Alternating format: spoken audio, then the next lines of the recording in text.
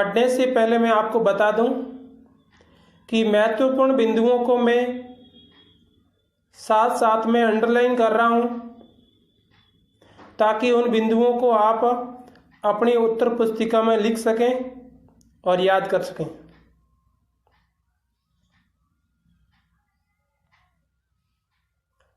भारतेंदु हरिश्चंद्र का जन्म सन 1850 में काशी के एक प्रतिष्ठित और धनी परिवार में हुआ था। उनके पिता श्री गोपाल चंद्र हिंदी के अच्छे कवि थे। भारतेंदु जी के बाल्यकाल में ही उनके पिता का आकस्मिक देहावसान हो गया। बचपन में ही उनके पिता गुजर चुके थे और वे उस विपुल संपत्ति के एकमात्र उत्तराधिकारी रह गए। यहाँ उत्तराधिकारी का मतलब होता है पिता की सबसे बड़ी संतान या इकलौती संतान है तो वही उसकी उत्तराधिकारी मानी जाती है। उन्होंने अपनी संपत्ति लोक सेवा और साहित्य सेवा के कार्यों में लगा दी। उन्होंने अपनी संपत्ति लोक सेवा और साहित्य सेवा के कार्य में लगा दी। उनके द्वारा स्थापित किया हुआ हाई स्कूल अब बनारस में हरिश्चंद्र कॉलेज के नाम से चल रहा है। बनारस, जिसको वर्तमान समय में वाराणसी कहा जाता है और प्राचीन समय में काशी कहा जाता था। वे जन्म से ही कुशाग्र बुद्धि और प्रतिभाशाली थे। कविता करने का शौक भी उन्हें बचपन से ही था। 16 वर्ष की आयु होने पर तो उन्होंने ग्रंथ रचना आरंभ कर दी थी। अब 16 वर्ष की आयु मतलब देखा जाए तो 16 वर्ष की आयु में बालक कक्षा 10वीं या 11वीं में अध्ययन करता है, जबकि उन्होंने उस उम्र में ग्रंथ की रचना करना भी आरंभ कर दिया था। लगभग 35 वर्ष की अल्प आयु में सन 1885 में उनका स्वर्गवास हो गया, बहुत छोटी उम्र में ही। और इतनी कम आयु में उन्होंने साहित्य में अपना लोहा मनवाया। भारतेंदु को वर्तमान हिंदी गद्य का प्रवर्तक माना जाता है। भाषा और साहित्य दोनों पर उनका स्थायी प्रभाव पड़ा। उन्होंने गद्य की भाषा को परिभाषित कर उसे मधुर और स्वच्छ बनाया। वे सुधारवादी थे। प्राचीन और नवीन का सामंजस्य भारतेंदु जी की सबसे बड़ी विशेषता रही है। आपकी भाषा में संस्कृत के तद्भव शब्दों की भी बहुतायत है।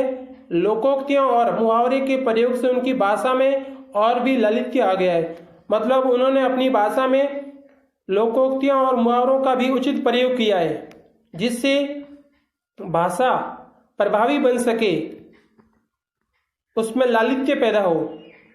स्थान स्थान पर रोचकता बढ़ाने के लिए उन्होंने हास्य और व्यंग्य के भी प्रयोग किए कि भाषा में रोचकता बढ़ाने के लिए उन्होंने कई जगह ऐसे उदाहरण भी प्रस्तुत किए हैं जो हास्य और व्यंग्य के भी उदाहरण माने गए हैं।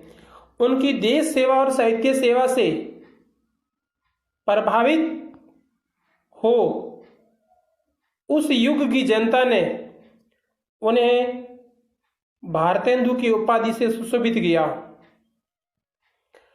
उन्होंने कवि वचन सुधा और हरिश्चंद्र मैगजीन का संपादन किया। भारतेंदु ने कुल मिलाकर के 175 ग्रंथ लिखे, जिनमें बहुत से केवल अनुवाद ही है। इनके द्वारा लिखे गए नाटकों का हिंदी संसार में बड़ा आदर है।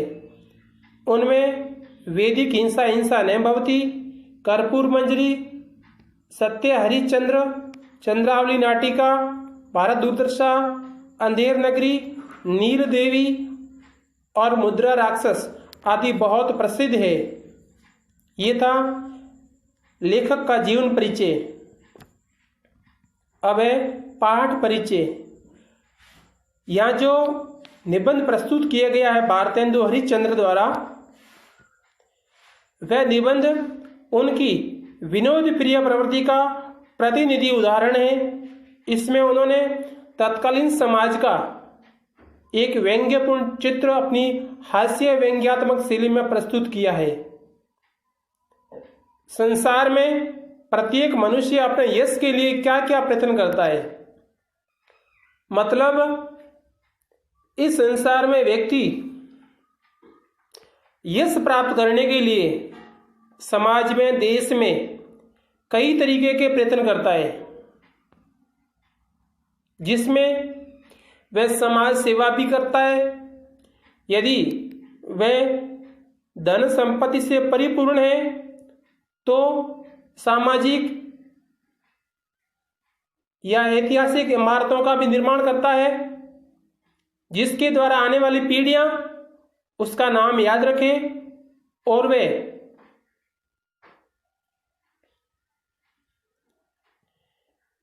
उसे यश की प्राप्ति हो। वह अपना नाम अमर करने के लिए किस प्रकार लालयित रहता है, यही इस पाठ का वर्णय विषय है। मतलब हर व्यक्ति ये चाहता है कि इस संसार में मेरा नाम अमर हो, मेरी मृत्यु के पश्चात भी लोग मेरा नाम याद रखें। तो वह कुछ न कुछ ऐसा काम करना चाहता है जिसके द्वारा इस संसार को त्यागने के पश्चात भी लोग उसे याद करें, समाज उसे याद करे और उसका नाम अमर हो जाए।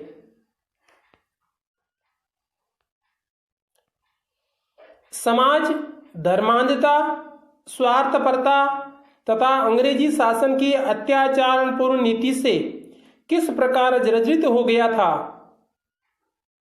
भारतेंदु हरिश्चंद्र ने तत्कालीन समाज के बारे में बताया है कि उस समय समाज में लोग धर्मांधता के कारण, स्वार्थपरता के कारण लोग स्वार्थी हो गए थे और उस समय अंग्रेजों का शासन था और उनकी जो अत्याचारपूर्ण नीति थी उसके कारण समाज जर्जर हो गया था, बिखर गया था।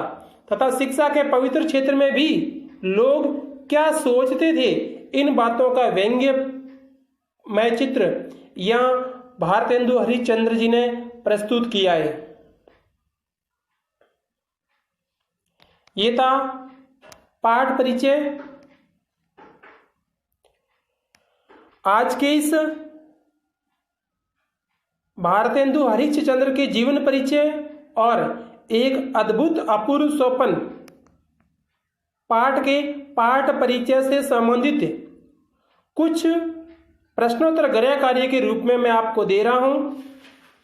आप उन्हें ध्यानपूर्वक पढ़ें, समझें और अपनी उत्तर पुस्तिका में नोट करें।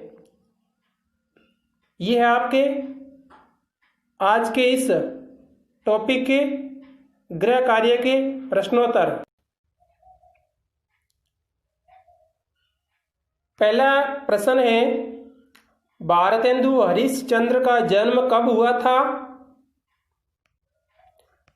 दूसरा प्रश्न है, वर्तमान हिंदी गद्य का प्रवर्तक किसे माना जाता है। तीसरा प्रश्न है, भारतेंदु हरिश्चंद्र ने किन किन पत्रिकाओं का संपादन किया।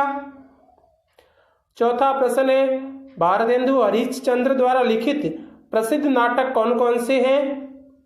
पांचवा प्रश्न है, एक अद्भुत अपूर्व स्वप्न पाठ का वर्णय विषय क्या है।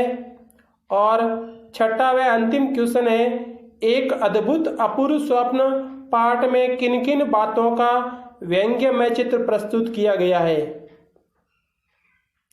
धन्यवाद। अगला टॉपिक हम कल लेंगे।